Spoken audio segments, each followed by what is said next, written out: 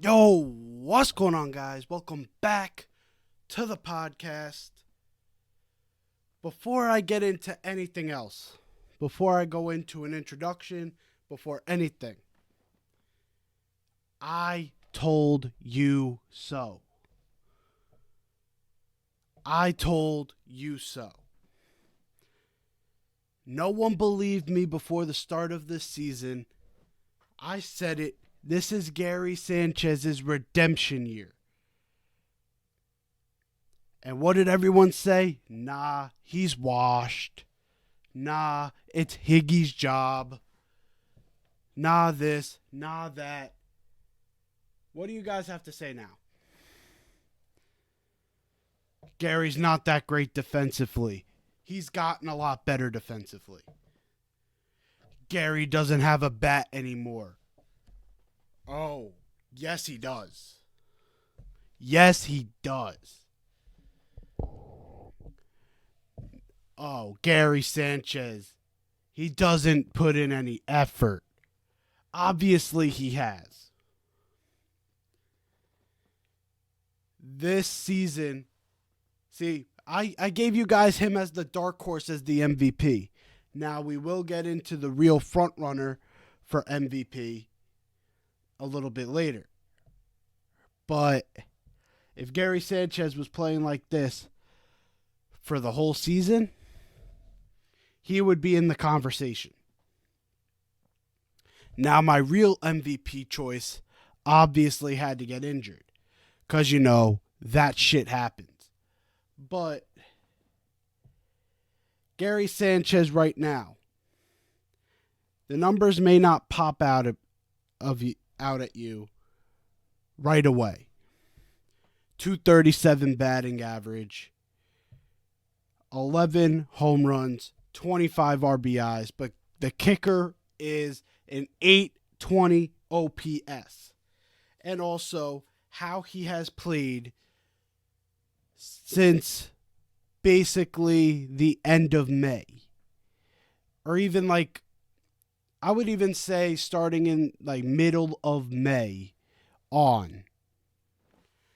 He has been absolutely on fire. Averages 340 in that time frame. Gary Sanchez has become the Yankees' number 3 batter. Full time. Like the other day, he caught Garrett Cole, which a lot of Yankee fans coming into the season thought would never happen. At least not this year. A lot of people thought that's Higgy's job. Higgy's job is to be Garrett Cole's pitcher. Gary Sanchez came in and said, nah, this is my job. And,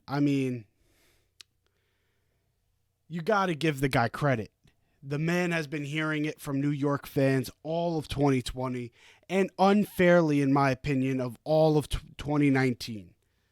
I think in 2019 he had a pretty good year, and no one wants to give him the credit for it. And 2020 obviously was an abysmal year, especially offensively. But just looking at what he's done to earn back that job after hearing so much shit from Yankee fans, hearing that he's probably not going to get a deal, hearing that he's probably going to sit out, hearing in the beginning of the season that Higgy's going to get more opportunities, basically saying his job is almost done.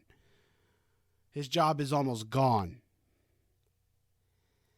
And for him to still put in the effort and to still have the confidence, because that's what baseball is. Baseball is all about confidence. If you don't have that, you are not going to succeed, which I think is a lot of the lack of success in 2020 had to be because of his confidence level. Through 30 games, he was doing abysmal. He's hearing it from Yankee fans all over. Higgy started playing okay, and he's better defensively. So fans were all over Sanchez like this. He's getting replaced and shit.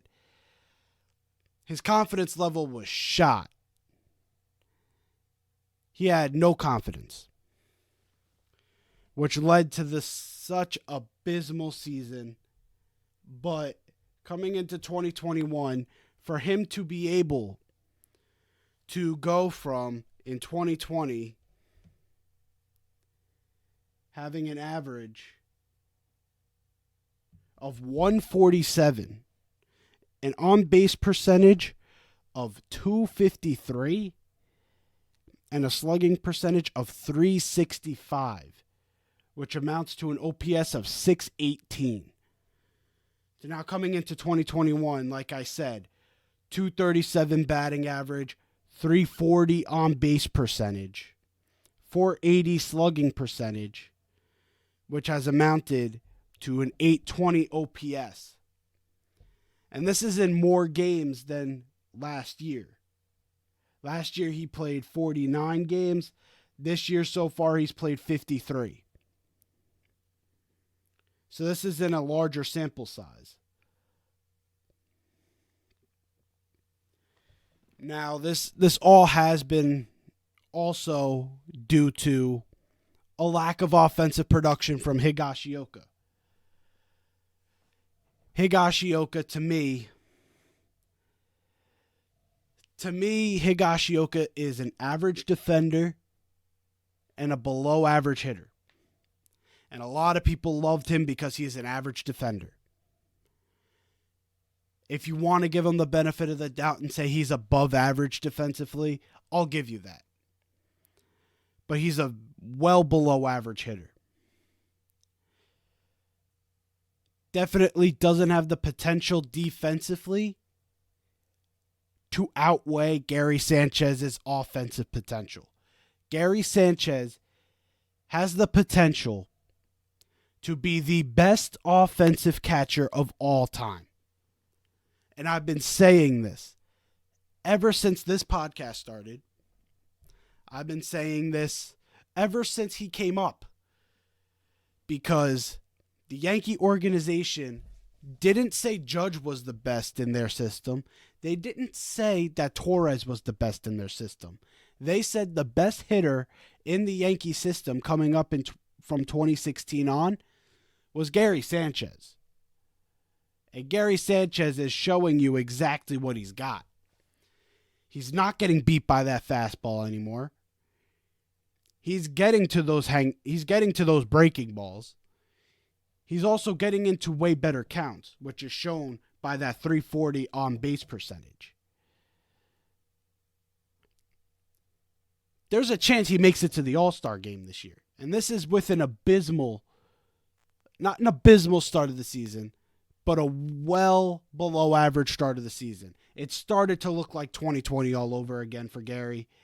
And he ended up turning it around so incredibly to bring him back to where he's in striking distance of the All-Star game.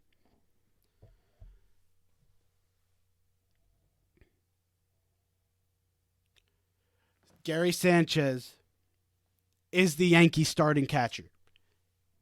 A lot of you guys hate hearing that, but I will continue to say it. Gary Sanchez is our starting catcher. No one else. Not Higgy. Not Austin Wells, who's in the minors. It's Gary Sanchez, and he will be here for a long time. Now, I did choose Gary Sanchez to be a dark horse for MVP. I did not see this season coming from Vladimir Guerrero Jr. Vladimir Guerrero Jr. has a 337 batting average with 23 home runs and 59 RBIs. And his OPS is fucking crazy. An 11-11 OPS is absolutely insane. Coming into the season, I thought this Blue Jays team, which I tend to be right because they are fourth in the AL East, they don't seem to be within any striking distance of this division. We'll get to the Yankees in building up to that striking distance in a little bit. But the Blue Jays, they're just not in it. I'll give you the full breakdown of the division. So they're 7 back right now at a 535-35 record. Like I said at the beginning of the season, I think they're a year away to become a team collectively. But I obviously did not see this coming for Vladimir Guerrero Jr. Vlad is the front runner for MVP, and in some ways it may not even be close. This man has been balling out of his mind, following in his father's footsteps. It must be very difficult, especially with who his father is. Vladimir Guerrero Sr. is one of the most beloved players in baseball history. The man was an offensive machine, basically like Vladimir Guerrero is right now. And for Vladimir, it felt like he was always going to live underneath his father. But Vlad Jr. has stepped up this season tremendously. After coming into 2020 overweight, having to play third base, or having to play first base instead of his natural third base, it might have been more of a blessing to him, knowing that he doesn't have much of a load there at third base. I think him playing first base and having an offensive mindset might have been a blessing, because now he gets to focus more on his swing. He gets to focus more on his offensive consistency rather than having to focus on playing third base. Because playing the hot corner, that's a very difficult job. That is a full-time job in itself when you're that high up in professional baseball. First base, not so much. So, for him to be able to go to first base, to me, I think that helped him out a lot. And going back to the Blue Jays as a team, that team is young, and obviously now this kid's the head of the pack. But last year it was Bo Bichette. Bo Bichette broke out last year as like a possible, this is a guy you have to watch. Him also following in the footsteps of Dante Bichette. He's a really good, bright young prospect. And then another guy, Kevin Biggio, following in his dad's footsteps, Craig Biggio. They've got a team of basically baseball juniors, baseball legend juniors. And it seems to be working out for them. Again, playoff-wise, they're a year away. Kevin Biggio still needs to develop more. Bo Bichette, same sort of thing. Vladimir Guerrero's breaking out, which is absolutely crazy, saying that he is 22 years old. Only 22, and he is the front runner for MVP. Absolutely insane. I don't really have a true explanation on how this happened so fast. I thought he had this type of potential to get to this point, but a 337 batting average? We're over 70 games into the season. This man has, how many games has he played? Let's look at this. In 2021, he has played 70 games. He has had 252 at-bats, and he has a 337 batting average and an 1111 OPS. His on-base percentage is 440. He gets on base 44% of his at-bats. That is absolutely insane. To get on base 44% of the time, he's basically getting on base every other at-bat. That is unheard of. These numbers are unheard of. Now, obviously, is he going to keep this up for the entire season? I highly doubt he's going to get on base 44% of a 162-game season. Or is this season? The season might be cut a little short, but at least 150. He's not going to get on base 44% of the time in a 150-game season. But if he could keep this around like a 370, he is by far, no doubt about it, the MVP. And that's even with Shohei Ohtani, who has been balling as a pitcher and a hitter. I don't care. I really don't. I really don't care. Vladimir Guerrero Jr., in my opinion, is the league MVP. Now, things can obviously change. This is before the All-Star break. We've seen what happens after All-Star break. Especially in August. We got to see how this kid maintains. But, man,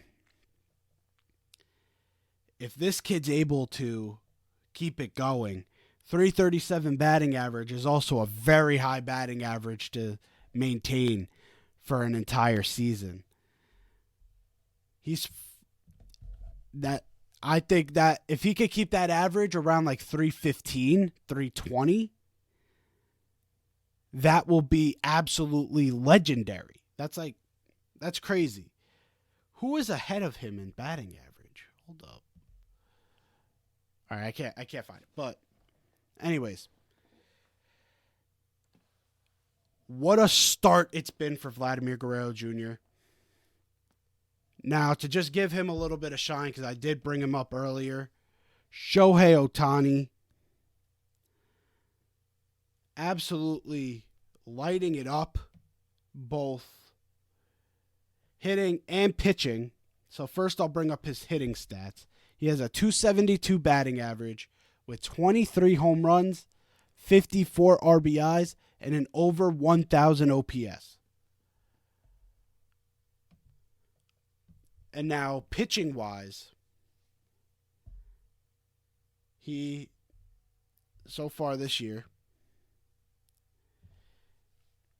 he has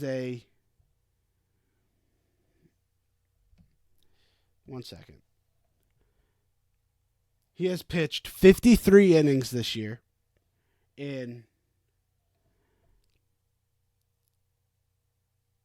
10 games. He has pitched 53 innings with an ERA. Wait, what? Where is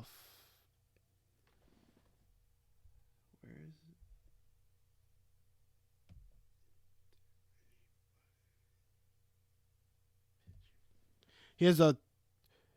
He has a 2.7 ERA with 73 strikeouts and only 29 walks. I'm sorry that took me a little bit. I'm trying to use Baseball Reference right now to get all these stats, and it was pretty confusing. But get that out of the way. Shohei Ohtani, we have not seen anything like this since Babe Ruth. This is a pitcher who has a 2.7 ERA in 53 innings, who's about to compete in the Home Run Derby. The Home Run Derby. To bring up how many home runs he has 23 home runs and 54 RBIs. 23 home runs with an OPS over 1,000 for a pitcher. Babe Ruth, I it seems like the Angels are going to want Shohei Ohtani to be a dual player full time.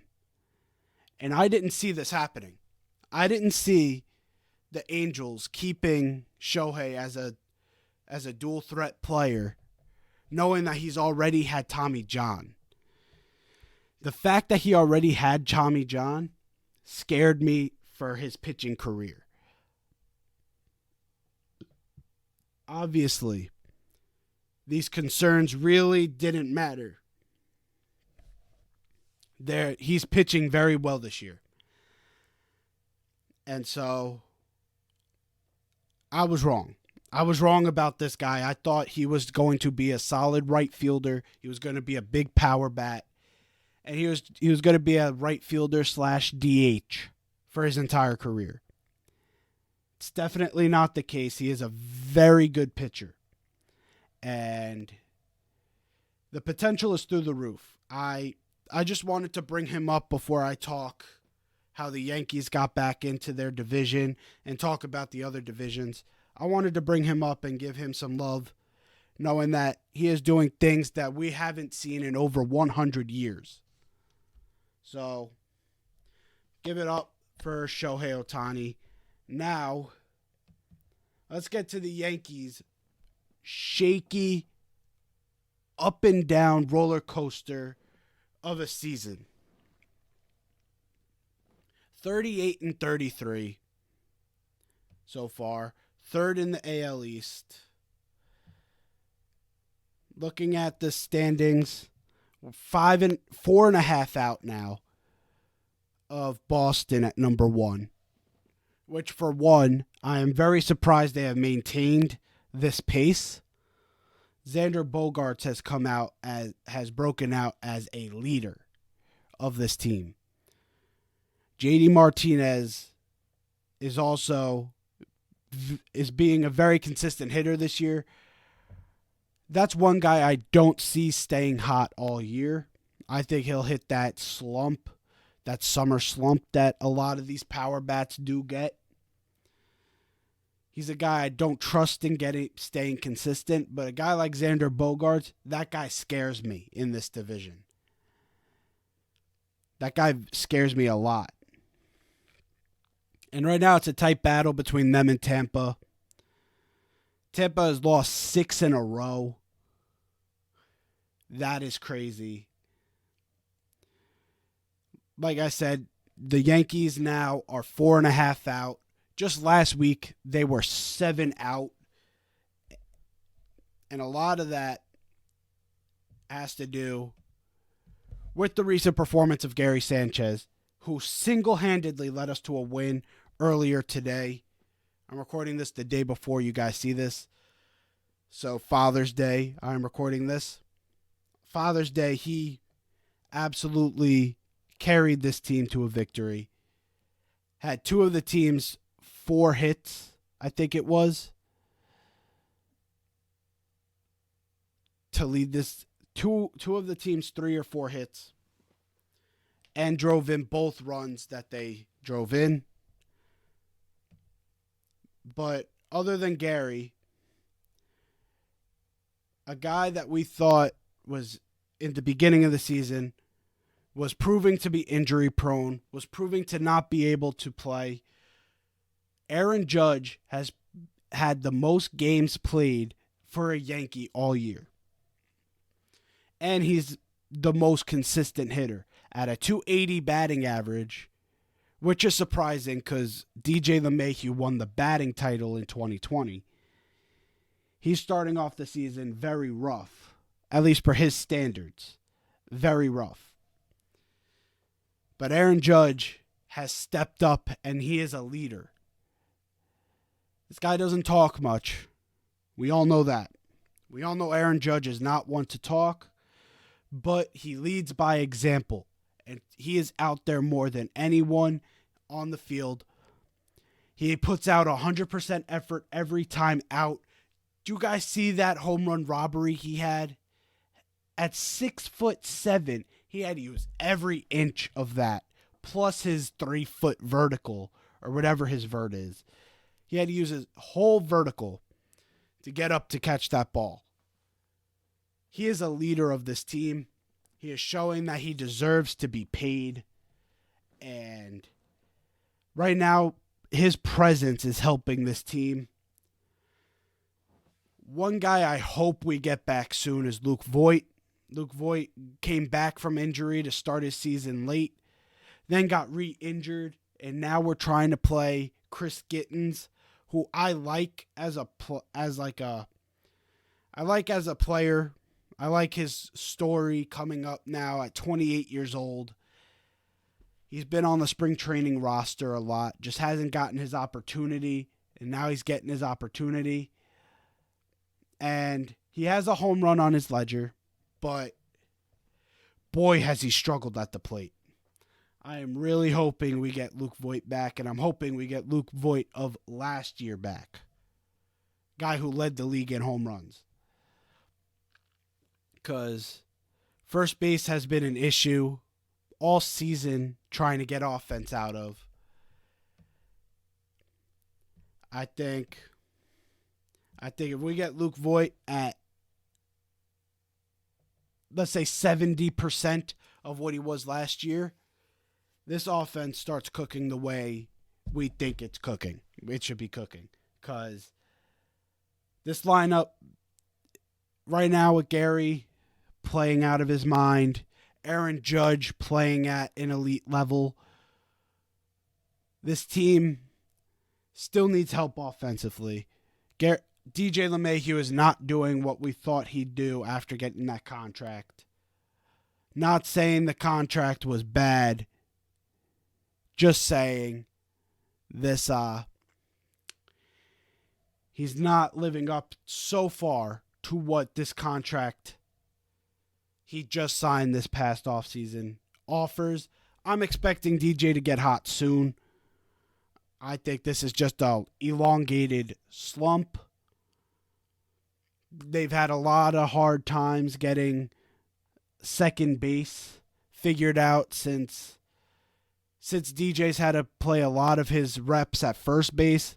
They tried getting Odor into the swing of things. That doesn't seem to be panning out, with Odor batting under 200. And left field, Clint Frazier won the starting job at the end of spring training. Gardner has kind of taken that job back, and then Andujar came out of nowhere, and now he is the starting left fielder. Clint Frazier really lost this job because of how horrible he's hitting. And one of the reasons Clint Frazier is not hitting good is because he likes to not swing the bat. Earlier on in the season, there was a stat on the most strikes taken, and he was at the top of the list. He had the most strikes that he just took. He just did not swing the bat. And that's been his kryptonite almost this entire year, is that he just doesn't know how to take that bat off of his shoulder. He won that one game for us when we desperately needed it with that walk-off home run. He's done some good things when he swings the bat. But that's the thing. When he swings the bat is very few and far between. He's a very selective hitter, and I get that. And I like that out of some guys. I like that they won't swing at bad pitches. But when the pitch is there, you gotta swing. And so Gardner had that job for a little bit. He hasn't been hitting that well. He's also on his retirement tour. Miguel Andujar, the credit I have to give him, this man has had the worst luck I've ever seen out of a guy who almost won Rookie of the Year.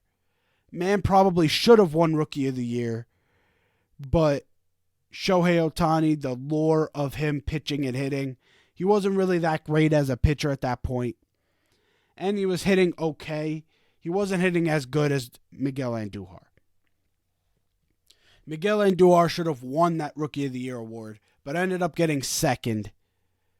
And then got injured in 2019, I think it was. It was either 20. Yeah, it was 2019. He got injured in 2019.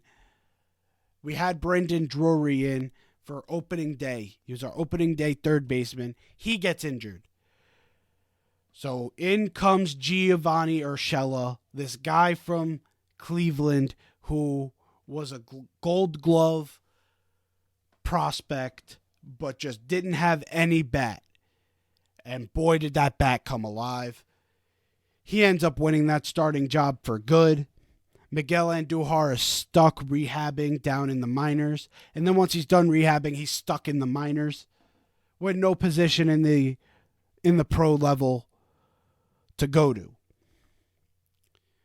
This man worked his ass off to go train at first base, train in the outfield, and now is the Yankees starting left fielder and is probably not going to give up that job.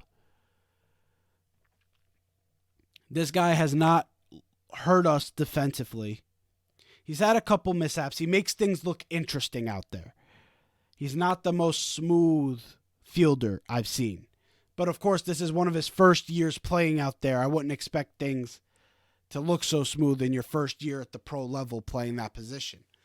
But the fact that he's been able to be consistent out there and then also have the bat. His bat has come alive at that left field spot. A bat that we thought we'd have out of Clint Frazier. And it's just sad that he lost that job. ESPN doesn't even have Andujar listed right now. Oh shit, they have him still listed in the infield. That's pretty funny. But Andujar is the starting left fielder, batting .242 with 5 home runs and 9 RBIs. He hasn't played in as many games, though. So that's the impressive part, is he has only played in, let's check this, he's only played in 34 games. And so he's kind of found his stride already. Clint Frazier's only batting like 170. So to have a guy like Andujar step in and take the reins, bat .242 to start his campaign, I got to give Miguel Andujar the most credit out of anyone on the team. The way he lost that third base job was so depressing, knowing that he was such a doubles machine in 2018. He had such good promise. He had such good potential. If only he worked on defense a little bit, defense might have been what costed him Rookie of the Year, because he was not great defensively. But the bat was there. The talent was there at the plate. We all knew it. We all saw it. He had over 40 doubles. He had the most doubles out of a rookie in Yankees history. And then to get injured the way he did and then lose the job the way he did, for him to not lose that confidence that he has, for him to not lose faith in the fact that he never did anything, he didn't do anything to lose this job. Life hit him. And that's what lost him this job. At third base, at least. And he was able to go in and say, you know what? I'm just going to work that much harder to go play another position on the Yankees. And yes, things fell into place. But again, that's just making up for the fact that things fell out of place for him to lose that job in the first place. So I would just say that's the universe sort of paying him retribution for what they robbed of him coming out of that 2018 season. Good for Miguel Andujar. This guy has my utmost respect. At only 26 years old, this guy hasn't even hit his prime. So I can't wait to see what we see more out of this kid. And yeah, this kid, he's definitely stepping up. So he's helped the Yankees stay afloat in this division. This Yankee team is very much reliant on people like him stepping up because our offense is inconsistent at best. But the Yankees have managed to find a way to stay within striking distance of this division. And this division seems like it's one of the best in baseball, knowing like how consistent it is, other than Baltimore, who obviously is 15 games under 500. I don't think anyone expected anything more out of Baltimore. Baltimore's kind of doing their job, but overall, as like a whole division, this is one of the best divisions in baseball. And for the Yankees to stay within 4.5, the Rays just lost 6 in a row. So if the Red Sox fall into that sort of streak, the Yankees are right back in it. They just lost today, which is the day before you're watching this. And so that helped us get within 4.5. I'm excited to see what the rest of the season holds. The season has been an absolute roller coaster of a ride for the New York Yankees, and I'm definitely staying confident that we can win this division. I'm definitely staying confident that we can make the playoffs and make a big push in the playoffs. But I think that's where I'm going to leave it. Hopefully you guys did enjoy this. If you did, and you're watching on YouTube, leave a like down below. If you're new here, hit that subscribe button. I'm on my way to 200 subs on that channel. And if we get there, I will sell one piece of my merchandise that I'm going to be coming out with soon. I'm going to be giving that away to someone in the comment section once we hit 200 subs. And also, if you're watching on an audio platform, Apple Podcast, Spotify, or any other audio platform, leave me a good review, and leave me a review talking about what your thoughts are on the Yankee season, or whatever you want to talk about baseball wise, and leave either your Instagram or your Twitter in that review. I will DM you if you win, and I will get you also a piece of merchandise. Anyways, guys, that is it for me. Hopefully you guys enjoyed. Stay well. Yankees are the best, and I'm out of here. Peace.